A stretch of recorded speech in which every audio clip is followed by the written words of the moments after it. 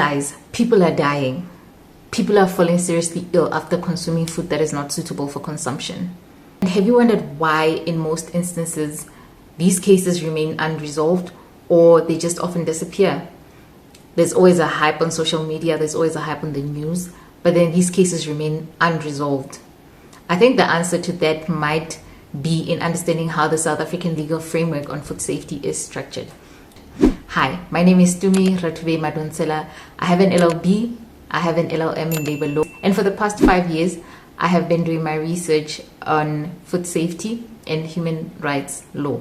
So I am your friend in making you aware of how food safety should look like on your plate.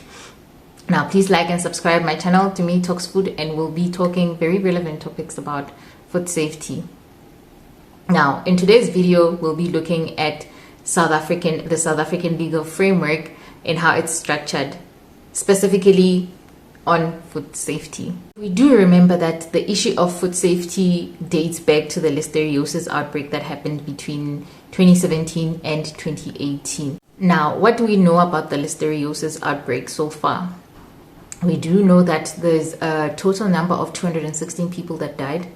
We know that there's a total number of 1,060 confirmed cases. So there are people even up to date that are still being affected by the aftermath of the listeriosis outbreak.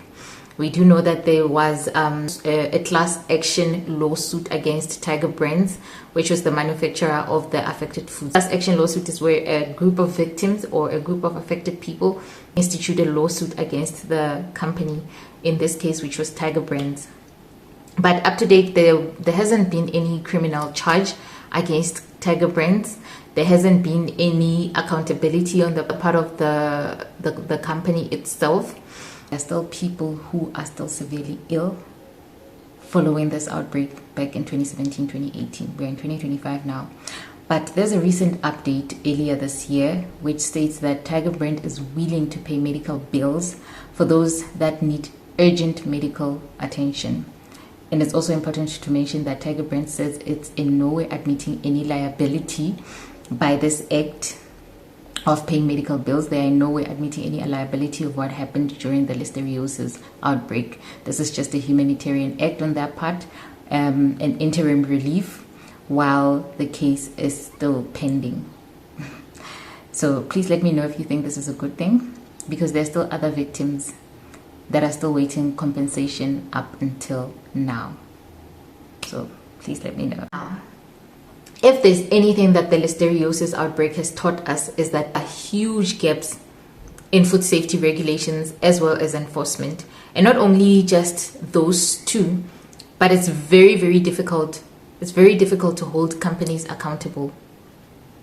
And not just large companies, we're also talking about spaza shops. We've seen how it's so difficult to hold these people accountable, where people have consumed food that is contaminated. Now, the other thing that I think the listeriosis outbreak has taught us is that there is a serious need for consumer awareness. A lot of people are not aware of food safety regulations. A lot of people are not aware of food safety laws. I'm talking from the end consumer to informal traders to any small business that handles food.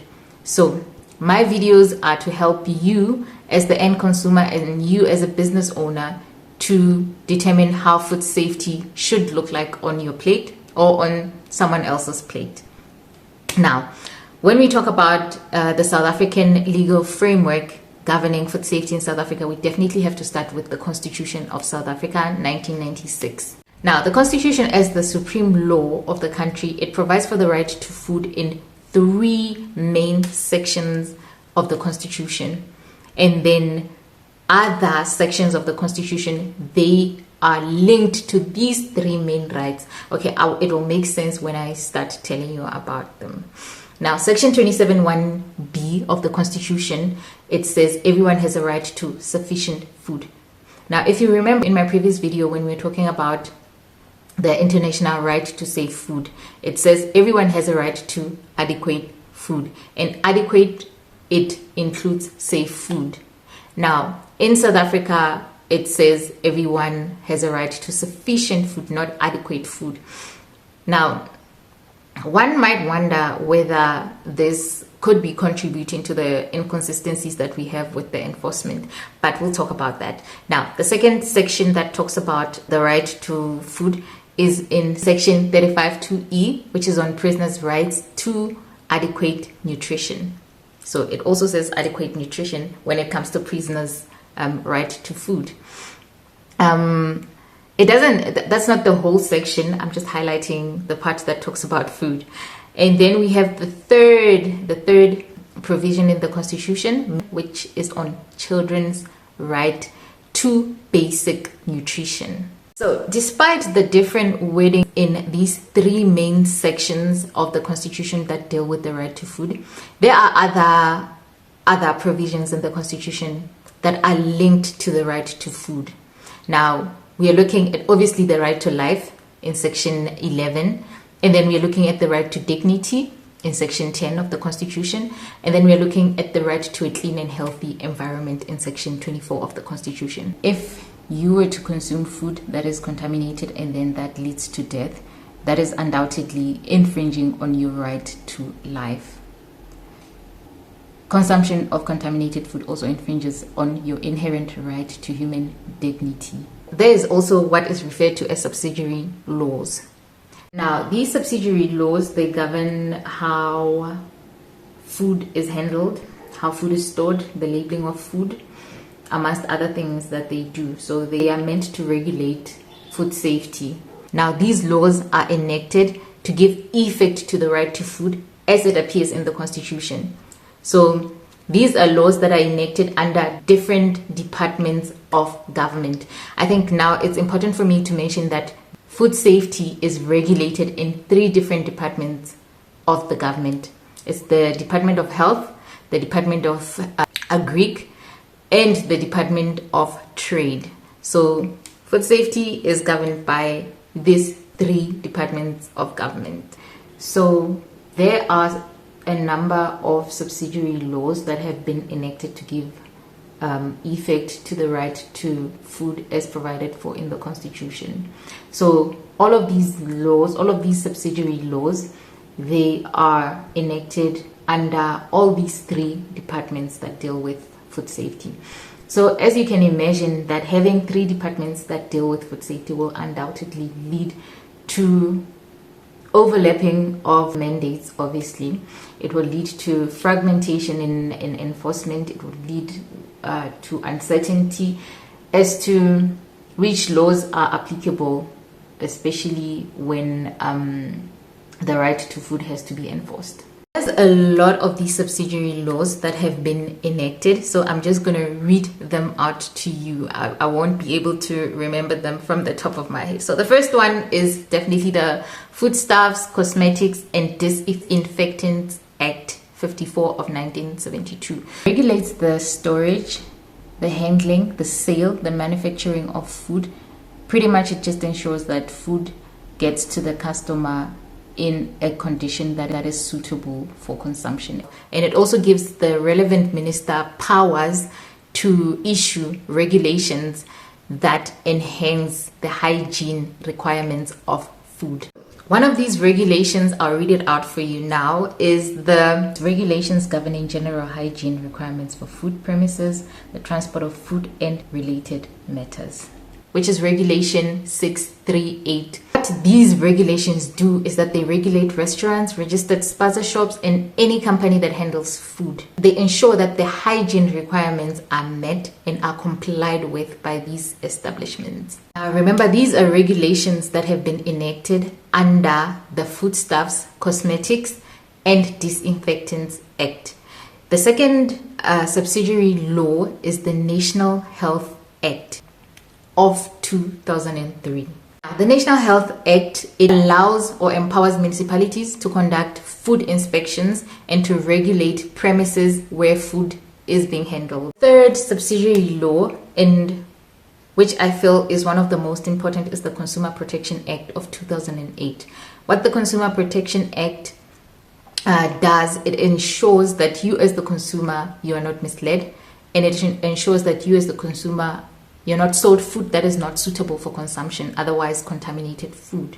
Fourth one is the Meat Safety Act of 2000, And this one, it regulates the slaughtering and the processing of meat, as well as inspections where such activities are conducted. Fifth and final act that has been enacted is the Animal Diseases Act of 1984. So this one just ensures meat is free from any diseases that may cause illness to the end consumer. Now, guys, South Africa has a vast number of laws, as we have mentioned, that govern food safety, from the constitution to these subsidiary laws. But is it really a good thing that there's a lot of laws that govern one thing? So please let me know what you think. Do you think that having such a lot of laws in place is a good thing or a bad thing? In my opinion, I feel like it could lead to a lot of fragmentation. I think it could lead to an overlap in the mandates, in the different mandates of the different departments that are concerned. I think it could lead to inconsistencies in the enforcement. I think it could lead to weak coordination between these three departments, because otherwise we wouldn't be having issues where people are struggling to hold certain companies accountable. Now that we have an idea of how the South African legal framework on food safety looks like, in our next video we'll be looking at accountability. Accountability of spaza shops, accountability of these food handling companies, and what happens when a person has fallen ill, or rather what has to happen when a person has fallen ill, or what has to happen when someone has unfortunately passed away after consuming food that is not suitable for consumption. We'll also be looking in more detail as to what the government has done so far in response to everything that has been happening where people have been dying after consuming food that's not suitable for consumption. We'll also look into what you as the consumer can do in such instances. And then we'll also be talking about the proper handling of food. If you're a business owner, if you're a spaza shop owner, if you're a small business owner, if you're an informal trader, or you have rather any business that handles food, this video will definitely be for you on how you are to properly handle food and how you are to follow the law in doing that. Looking forward to seeing you in the next video. Please like and subscribe my channel, To Me Talks Food, and I'll see you in the next video. Thank you for watching.